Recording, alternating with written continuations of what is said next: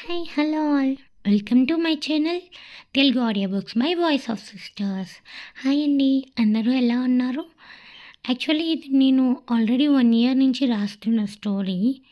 So ఇందులో first నాకు అప్పట్లో స్టోరీస్ రాయడం నేను చాలా కొత్త అనమాట. దానివల్ల కొన్ని వర్డ్స్ అన్నీ నేను అచ్చ తెలుగులో రాయడం జరిగింది. అండ్ కొన్ని అర్థాలు తెలియకపోయినా తెలుసుకొని మరి రాయాల్సి వచ్చింది. వాడుక భాషలో రాయకూడదేమో అని తెలియక. సో నెక్స్ట్ కొంచెం ఇంప్రూవ్ చేసుకున్నాను. ముందు ముందు మీకు తెలుస్తుంది అది నా స్టోరీ వినే కొద్దీ. అండ్ ఈ స్టోరీ నేమ్కి తగ్గట్టుగానే కొంచెం వైల్డ్గా అండ్ వైలెంట్గానే ఉంటుంది. వైలెంట్ అంటే మరీ కొట్టేసే వరకు కాదులేండి బాబు, కానీ మీకు నచ్చుతుంది. ఎందుకంటే ప్రతి స్టోరీ ఒకేలా ఉండదు. అలానే మనం తీసుకున్న థీమ్కి ఆ క్యారెక్టర్స్కి మనం న్యాయం చేయాలి కదండి రైటర్స్గా. అంటే మాఫియా కింగ్ అని తీసుకొని సాఫ్ట్గా రాస్తే బాగోదు. సో ఇది కొంతమందికి అర్థమవుతుందని నేను అనుకుంటున్నాను. ప్లీజ్ నచ్చకపోతే స్టోరీ ఆపేయండి చూడడం. అండ్ ఇంకా మనం స్టోరీలోకి వెళ్ళిపోదాం. నా సోది ఆపేస్తాను, ఓకే. భూమి ముఖంపై ఉన్న ముసుగును తొలగించడానికి నిధి ప్రయత్నిస్తుండగా ఆకాష్ ఆమెను అడ్డుకొని తీవ్రమైన కోపంతో అతని కళ్ళల్లో అగ్నిజ్వాలలు రగులుకుంటున్నట్లుగా పెదవులు బిగించి పళ్ళు కొరుకుతూ ఇలా అన్నాడు. నేను నిన్ను ఆమె ముఖాన్ని పరిశీలించడానికి పిలవలేదు, ఆమె పాదాలకు చికిత్స చేయడానికి పిలిచాను. నీకు స్పష్టంగా అర్థం కావాలి, నా ఆదేశాలు తిరుగులేనివి. నాకు తెలిసినంత వరకు ఈ రోజు నుంచి మీరు ఆమెకు ప్రతిరోజు చికిత్స చేస్తూనే ఉండాలి, ఆమె పూర్తిగా కోలుకునే వరకు, ఆమె పాదాలు మళ్ళీ సాధారణ స్థితికి వచ్చే వరకు. ఈ విషయంలో ఎటువంటి అలసత్వం చూపవద్దు అని కొంచెం హెచ్చరించినట్లే మాట్లాడతాడు నిధితో. అతను ఇంకా ఆలస్యం చేయవద్దని, తన ఆదేశాలను తక్షణమే పాటించాలని, త్వరగా పనిచేయడం నేర్చుకోవాలని, సమయాన్ని వృధా చేయకుండా తన బాధ్యతలను నిర్వర్తించాలని హెచ్చరించి భూమి దగ్గరకు వచ్చాడు. అతని అడుగులు నేలపై గంభీరంగా పడుతున్నాయి. అతని ఉనికి గదిలో ఒక రకమైన భయాన్ని సృష్టించింది. భూమి పక్కన ఉన్న నిధి ఆకాష్ తన వైపు వస్తున్నాడని చూసి అతని కోపాన్ని, అతని కళ్ళల్లోని తీవ్రతను గమనించి భూమికి కొంత దూరంగా భయంతో వెనక్కి తగ్గి నిలబడింది. ఆకాష్ ఒక చేత్తో భూమి ముఖాన్ని పట్టుకొని పైకి లేపాడు. ఆమె ముఖంపై ఉన్న ముసుగును తొలగించకుండానే ముసుగు కారణంగా ఆమె ముఖం పూర్తిగా కనిపించలేదు. కేవలం భయంతో చలితో వణుకుతున్న భూమి పెదవులు మాత్రమే కనిపించాయి. ఆమె పెదవులు నీలం రంగులోకి మారినట్లుగా, ఆమె శరీరం మొత్తం వణుకుతున్నట్లుగా అనిపించింది. అతను ఆమె వణుకుతున్న పెదవుల వైపు ఒక క్షణం చూసి అతని కళ్ళల్లో ద్వేషం, కసి స్పష్టంగా కనిపిస్తుండగా ప్రతి పదాన్ని నొక్కి చెబుతూ తన గొంతులో కఠినత్వం నింపుకొని ఇలా అన్నాడు. నీకు నన్ను పెళ్లి చేసుకోవడంలో చాలా ఆసక్తి ఉంది కాబట్టి అభినందనలు మిసెస్ భూమి ఆకాష్ వర్మ. మీ కల నిజమైంది, మీరు కోరుకున్నది సాధించారు. ఇప్పుడు అసలైన నరకానికి స్వాగతం. నువ్వు కోరుకున్నట్లే నన్ను మోసంతో వివాహం చేసుకున్నావు. నీ స్వార్థ ప్రయోజనాల కోసం నన్ను బలిపశువుని చేశావు. కానీ నన్ను వివాహం చేసుకున్నందుకు అప్పుడే అయిపోలేదు. ఇది కేవలం ప్రారంభం మాత్రమే, ఇప్పుడే మొదలైంది. నేను మీకు ఏదైనా జరగనివ్వను, ఎందుకంటే నేను ఇచ్చిన ప్రతి బాధను భరించాలి కదా. నేను కూడా నీకు ట్రీట్మెంట్ చేస్తాను, నీ జీవితాన్ని నరకప్రాయం చేస్తాను అంటూ భూమి ముఖాన్ని పక్కకు నెట్టాడు. దానివల్ల భూమి సోఫాలో పడిపోయింది. ఆమె శరీరం సోఫాకు తగిలి ఒక చిన్న శబ్దం చేసింది. ఆమె కళ్ళల్లో భయం, నిస్సహాయత స్పష్టంగా కనిపించాయి. ఆకాష్ ఇలా ప్రవర్తించడంతో ఇంట్లో ఉన్న వారంతా షాక్ అయ్యారు. వారి కళ్ళల్లో ఆశ్చర్యం, భయం, కొంతమందిలో ఆనందం కూడా కనిపించాయి. నిధికి ఏం జరుగుతుందో అర్థం కాలేదు. ఆమె మనసులో అనేక ప్రశ్నలు తలెత్తాయి. ఆ మాటలు వింటున్న నిధి షాక్ అయిపోయింది. ఆమె శరీరం మొత్తం వణుకుతున్నట్లుగా అనిపించింది.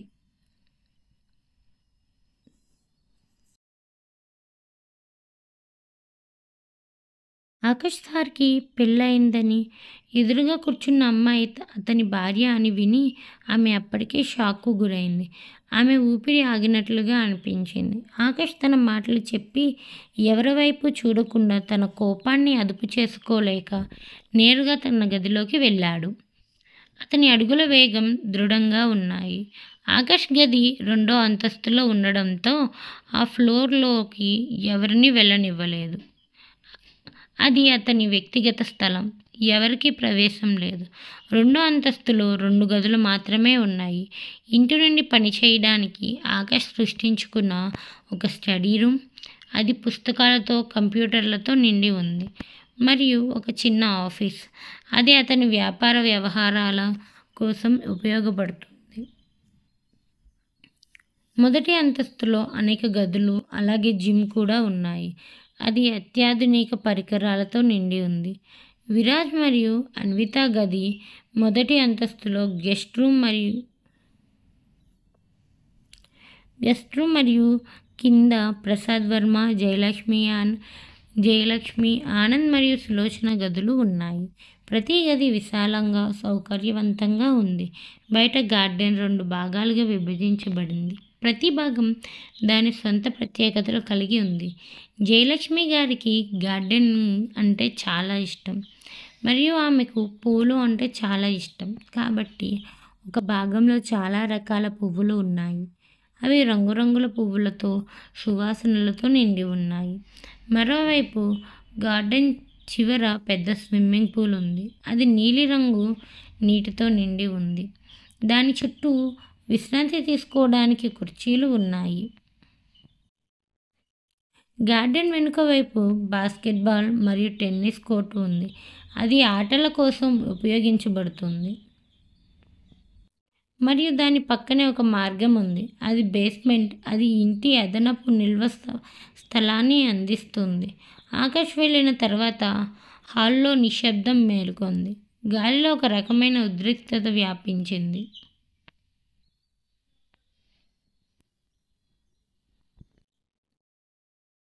మెల్లగా ఏడుస్తున్న భూమి వైపు అందరి కళ్ళు నిశ్శబ్దంగా చూస్తున్నాయి. ఆమె కళ్ళలో నుండి నీళ్లు ధారాళంగా కారుతున్నాయి. అప్పుడు ఆ ఏడుపుల మధ్య సులోచన గొంతు వినిపించింది. ఆమె గొంతులో ఒక రకమైన ఆనందం, వ్యంగ్యత స్పష్టంగా కనిపించాయి. సులోచన చిరునవ్వుతో, ఆమె పెదవులపై ఒక క్రూరమైన చిరునవ్వుతో, ఆకాష్ ఈ అమ్మాయిని ఇప్పటి వరకు ఇష్టపడుతున్నాడు అనుకున్నా. ఇప్పటి వరకు ఈ అమ్మాయితో ప్రవర్తించింది చూస్తే త్వరలోనే ఈమెకు చావు గడియలు రాబోతున్నాయని అర్థమవుతుంది. సులోచన అలా అనడంతో ప్రసాద్ వర్మ గారు ఆమె వైపు కోపంగా చూడడం ప్రారంభించాడు. అతని కళ్ళల్లో తీవ్రమైన ఆగ్రహం కనిపించింది. ఇది చూసిన సులోచన కళ్ళు దించుకొని మౌనంగా ఉంది. ఆమె ముఖంపై భయం స్పష్టంగా కనిపించింది. అప్పుడు ప్రసాద్ వర్మ జయలక్ష్మితో అతని గొంతులో ఒక రకమైన అధికారం, కఠినత్వం నింపుకొని, పెద్ద కోడలా, కొత్త కోడల్ని గెస్ట్ రూమ్కి తీసుకువెళ్ళండి. ఆమెకు విశ్రాంతి అవసరం అని చెప్పి అక్కడి నుంచి వెళ్ళిపోయాడు. అతని అడుగులు కూడా దృఢంగా ఉన్నాయి. సులోచన అలా అనడంతో ప్రసాద్ వర్మ గారు ఆమె వైపు కోపంగా చూడడం ప్రారంభించాడు. ఇది చూసిన సులోచన కళ్ళు దించుకొని మౌనంగా ఉంది.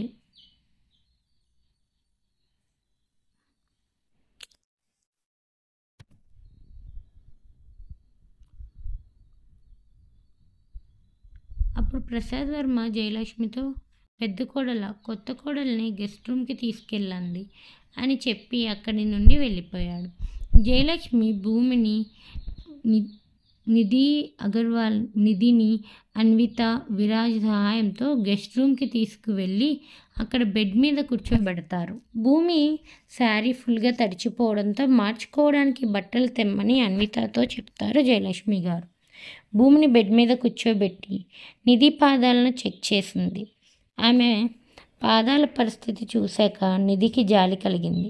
భూమి కాళ్ళు ఎందుకు అలా అయ్యాయో తెలియదు కానీ ఆకాష్ ప్రవర్తన, భూమితో మాట్లాడిన మాటలు విన్నాక భూమి పరిస్థితికి ఖచ్చితంగా ఆకాష్నే కారణం అని ఆమెకు నమ్మకం కలిగింది. దాంతో ఆకాష్ మీద కాస్త కోపం వచ్చింది నిధికి. ఆమెకు కోపం వచ్చినప్పటికీ ఆమె తన కోపాన్ని పక్కన పెట్టుకొని తన పనిలో నిమగ్నమైపోయింది. భూమి పాదాల మీద ఉన్న గాయాన్ని బాగా క్లీన్ చేసి ఆయింట్మెంట్ రాసి కట్టింది. నిధి తన వెనుక నిలబడిన జయలక్ష్మి గారు భూమిని జాగ్రత్తగా చూసింది.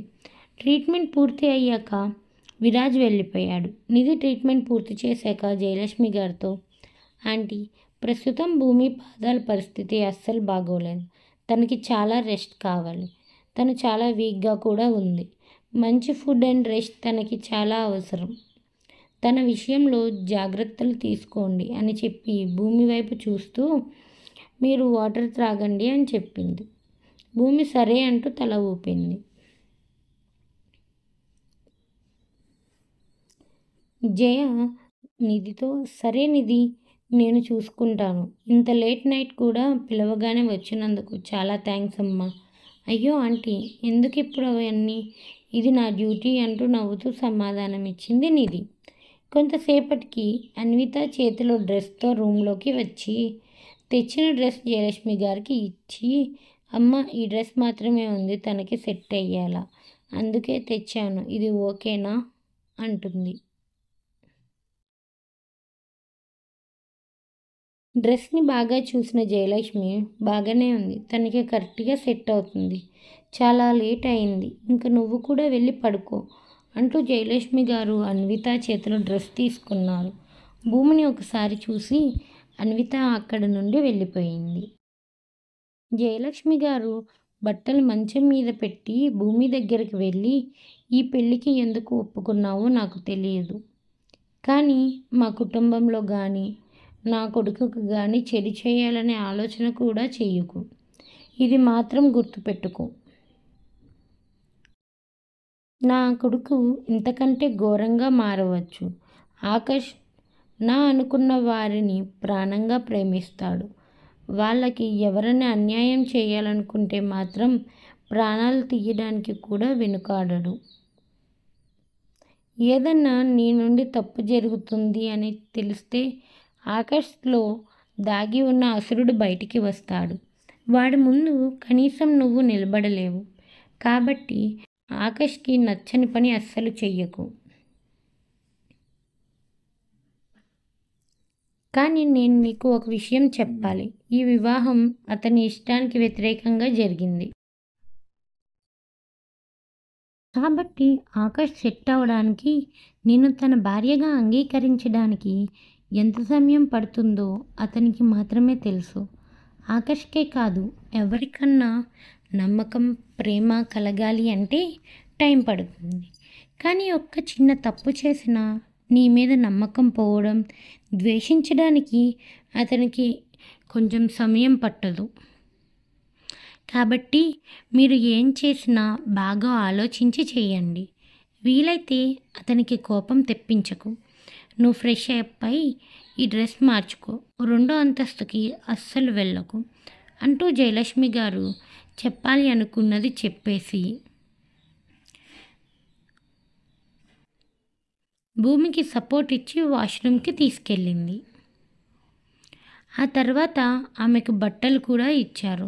కాసేపటి తర్వాత భూమి జయలక్ష్మి గారు ఇచ్చిన సల్వార్ సూట్ వేసుకొని వాష్రూమ్ నుండి బయటకు వచ్చింది. ఆమె ఇప్పటికీ తన మేలి ముసుగు తీయలేదు. ఇది చూసిన జయలక్ష్మి ఏమీ మాట్లాడకుండా ఆమెకు సపోర్ట్ చేసి బెడ్పై కూర్చోబెట్టింది. నీకు తినడానికి ఏదైనా పంపమని మాలతి అంటే వంట మనిషికి చెప్తాను. ఫుడ్ తిని నిధి ఇచ్చిన టాబ్లెట్స్ వేసుకొని పడుకో. నీకు ఏదైనా అవసరమైతే మాలతిని పిలిచి సహాయం అడగండి అని చెప్పిన తర్వాత జయలక్ష్మి గారు కూడా అక్కడి నుండి వెళ్ళిపోయింది.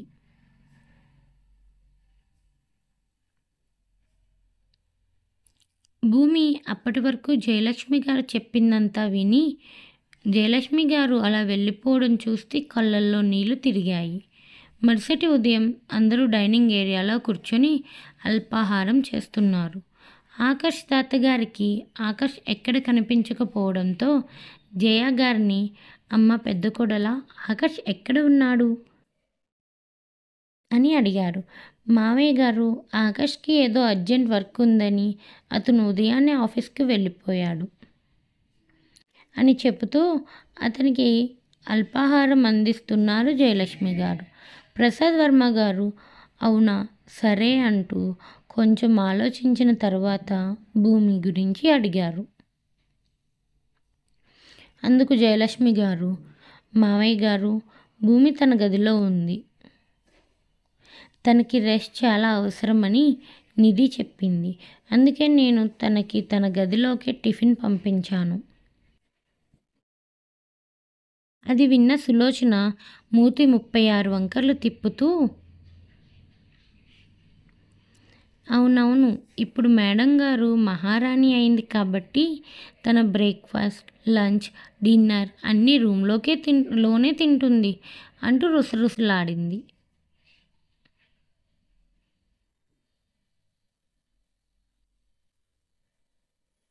సులోచన తన ప్లేట్లో ఉన్న పూరి పెడుతూ, సులోచన, నీ ప్లేట్ ఖాళీ అయిపోయింది, అందుకే నీ నోటి నుంచి అలాంటి మాటలు వస్తున్నాయి.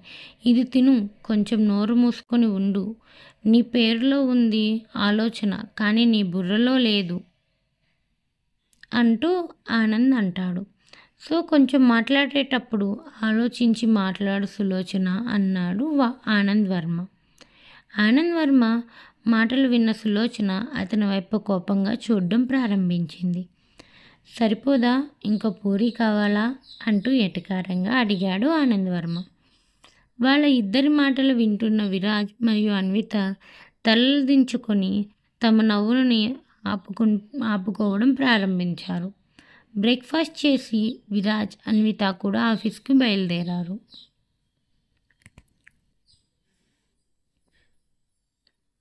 ఇప్పుడు అసలు వర్మ ఫ్యామిలీ కోసం కొంచెం తెలుసుకుందామే. ఏవి సామ్రాజ్యం అనేక రంగాలలో విస్తరించింది. ఆ కుటుంబానికి అనేక వ్యాపారాలు ఉన్నప్పటికీ తయారీ, నిర్మాణ మరియు ఫ్యాషన్ పరిశ్రమలు 3 అత్యంత ప్రసిద్ధి వ్యాపారాలు. విరాజ్ హైదరాబాద్లోని ఫ్యాక్టరీలను నిర్వహిస్తాడు మరియు అన్విత ఫ్యాషన్ కంపెనీ ఆర్ఎస్ సామ్రాజ్యంలో ఆకాష్కి సహాయం చేసే ఫ్యాషన్ డిజైనర్. అసలు మన ఆకాష్ భూమితో పెళ్ళికి ఎందుకు ఒప్పుకున్నాడో చూద్దాం. ఏవి గ్రూప్. ఆకాష్ తన క్యాబిన్లో తన CEO కుర్చీపై తల ఉంచి కూర్చున్నాడు. ఈ సమయంలో కళ్ళు మూసుకొని 2 రోజుల క్రితం ఏం జరిగిందో మొత్తం అతని మనస్సులో మెదిలింది.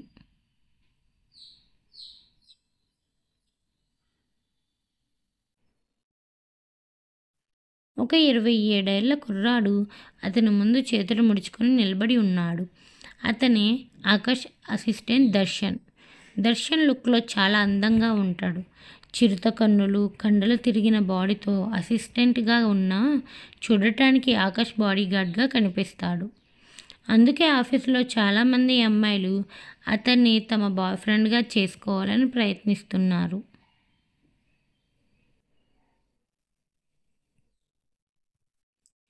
దర్శన్ తండ్రి ఇంద్రనీల్కు డ్రైవర్గా ఉండేవాడు. ఇంద్రనీల్ ఇంట్లోంచి వెళ్ళిపోక ముందు దర్శన్ కేవలం అసిస్టెంట్నే కాదు, ఆకాష్ చిన్ననాటి స్నేహితుడు కూడా. కొన్ని సంవత్సరాల క్రితం దర్శన్ తండ్రి ప్రమాదంలో మరణించాడు. ఆ తర్వాత దర్శన్ ఎప్పుడూ ఆకాష్తోనే ఉండేవాడు. కుటుంబం కూడా అతనిని తమ కొడుకుగా భావించింది. చిన్నతనం నుంచి ఇద్దరు కలిసే పెరగడంతో అతని స్వభావం కూడా కొంతవరకు ఆకర్ష్లా ఉంటుంది. అతనికి కూడా అమ్మాయిలంటే అస్సలు పడదు. దర్శన్కి పని మరియు అతని బాస్ ఆకాష్ మాత్రమే అతని లోకం. గత 2 రోజులుగా దర్శన్ పూణేలో లేడు. ఆకాష్ చెప్పిన పని మీద వెళ్ళిన దర్శన్ ఆకాష్ పెళ్లి రోజే తిరిగి వచ్చాడు. 2 రోజుల క్రితం ఏం జరిగిందో ఆకాష్ మూసిన కళ్ళల్లో మెదులుతుంది. Flashback. దర్శన్ క్యాబిన్ లోపలికి వచ్చేసరికి ఆకాష్ తన క్యాబిన్లో కంప్యూటర్లో వర్క్ చేస్తూ ఉన్నాడు. లోపలికి వచ్చిన దర్శన్ ఏమీ మాట్లాడకుండా సైలెంట్గా ఉండడం గమనించిన ఆకాష్ కళ్ళు పైకెత్తి అతని వైపు చూశాడు. దర్శన్ ముఖంలో తను ఏదో చెప్పడానికి ఇబ్బంది పడుతున్నాడు అని అర్థమై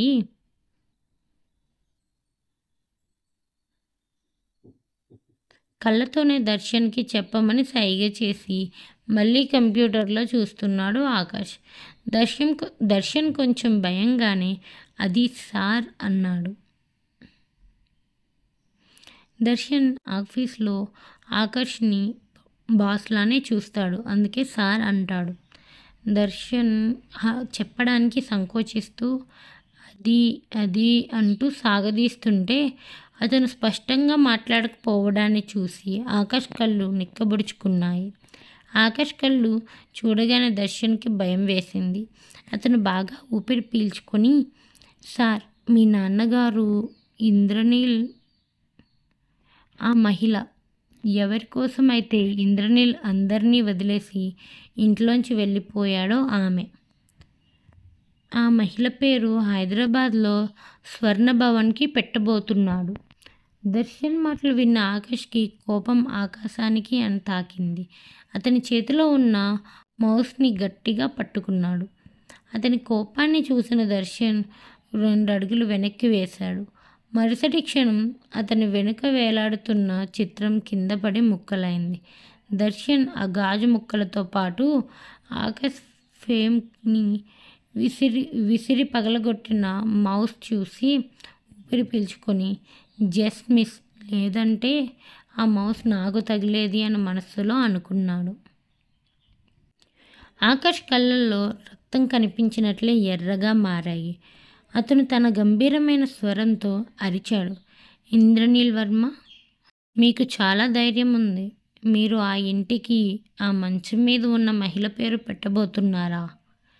ఎవరి కోసమైతే నా తల్లి జీవితాన్ని నాశనం చేశారో ఆమె పేరు పెట్టారు అంటే మీకు జీవితం మీద ఆశ కోల్పోయినట్లు అనిపిస్తుంది.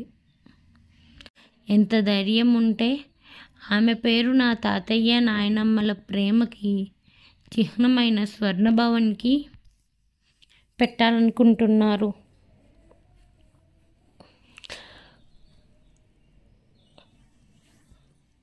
అని ఆకాష్ అరుస్తుంటే అకస్మాత్తుగా మళ్ళీ క్యాబిన్ డోర్ తెరుచుకుంది. అప్పుడే ఇంద్రనీల్ లోపలికి వచ్చి, నాకు జీవించాలని కోరిక గురించి తెలియదు, కానీ ఎప్పుడూ చనిపోతానా అని ఎదురు చూసేవారిలో నేను ఒకడిని. కానీ నన్ను చంపేవాళ్ళు ఇప్పటి వరకు నా ముందుకి రాలేదు. నా కడుపున పుట్టిన వాడే నన్ను చంపుతాను అంటే నేను కాదనను. మీరు మీ కోరిక తీర్చుకోండి నా సుపుత్రుడు గారు అంటూ ఇంద్రనీల్ మాట్లాడడం ముగించక ముందే అతని వైపు వచ్చిన ఆకాష్ ఇంద్రనీల్ మెడ పట్టుకొని ముందుకు అడుగులు వేశాడు. ఇంద్రనీల్ అడుగులు వెనక్కి పడ్డాయి. అతను కనీసం విడిపించుకోవడానికి కూడా ప్రయత్నం చేయడం లేదు. అతని వీపు గోడకు తగిలింది. ఆ ఇంటికి ఆ మంచాన పడ్డ మహిళ పేరు పెట్టడానికి నీకు ఎంత ధైర్యం? అన్నాడు ఆకాష్ కోపంగా. ఆమె కోసం ఇంత దిగజారిపోతావు అని అనుకోలేదు. నువ్వు నా తండ్రి అని చెప్పుకోవడానికి కూడా నాకు సిగ్గుగా ఉంది.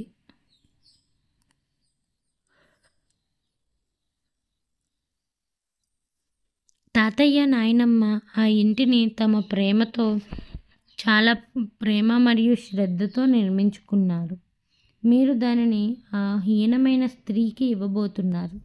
కానీ నేను అలా ఎప్పటికీ జరగనివ్వను.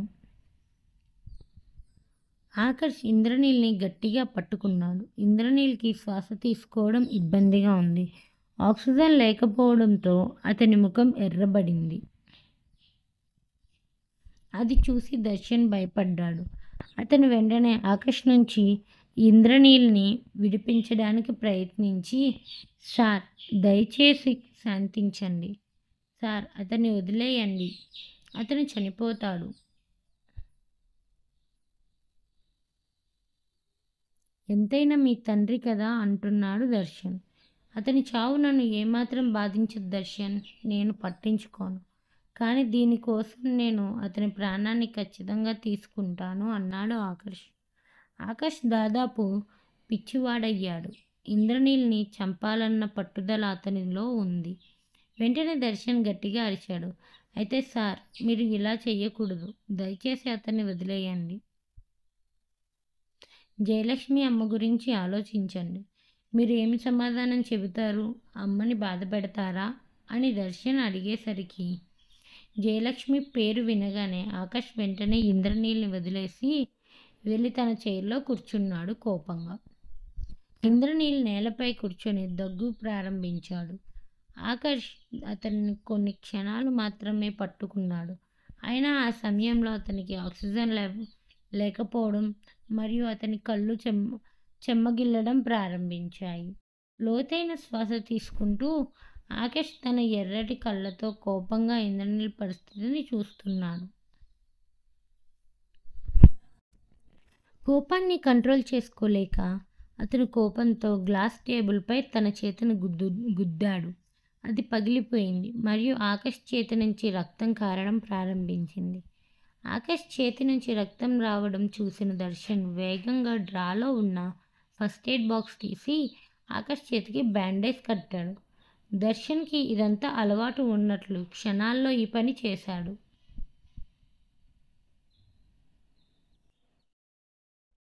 కొంతసేపటికి ఇంద్రనీల్ తనని తాను తమాయించుకొని ఆకాష్ దగ్గరికి వచ్చి, నీకు కావాలంటే నేను ఆ ఇంటిని మీ అమ్మ జయ పేరు మీద మళ్ళీ బదిలీ చేస్తాను అన్నాడు. అది విన్న దర్శన్ ఇంద్రనీల్ వైపు ఆశ్చర్యంగా చూస్తూ, ఆకాష్ తను విన్నది నిజమా అని ఆశ్చర్యపోయాడు.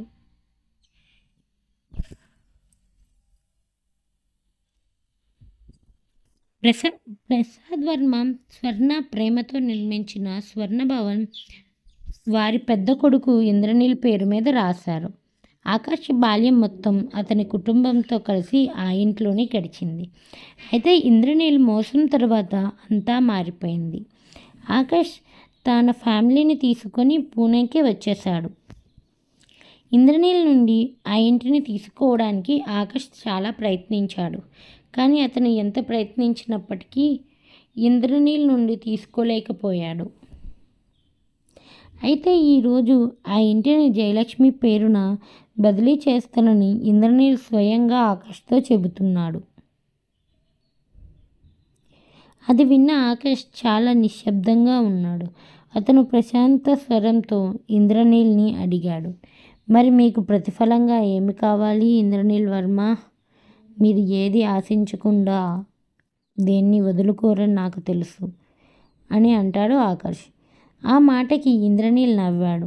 నవ్వుతూ ఆకాష్తో అన్నాడు, నువ్వు నిజంగా నా కొడుకువి, అందుకే నేనేం చేయబోతున్నాను, ఎందుకు చేస్తానో నీకు తెలుసు, మరియు దీని వెనకాల నాకేం కావాలి అని నీకు కూడా తెలుసు. సరే, నువ్వు అడిగావు కాబట్టి నాకేం కావాలో చెప్తాను. అది ఏంటి అంటే, నేను చెప్పిన అమ్మాయిని, అది కూడా నా షరతులతో, నేను పెట్టిన షరతులతో పెళ్లి చేసుకోవాలి. అది కూడా 2 రోజుల్లోనే ఈ పెళ్ళి జరగాలి అని ఇంద్రనీల్ అనేసరికి ఆకాష్ ఆశ్చర్యంగా చూస్తాడు. That's it guides. ఈ పార్ట్ అయితే ఎండ్ అయింది. నెక్స్ట్ పార్ట్ కోసం వెయిట్ చేయండి.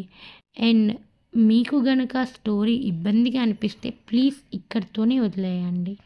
And thank you for watching. Comment చేయండి,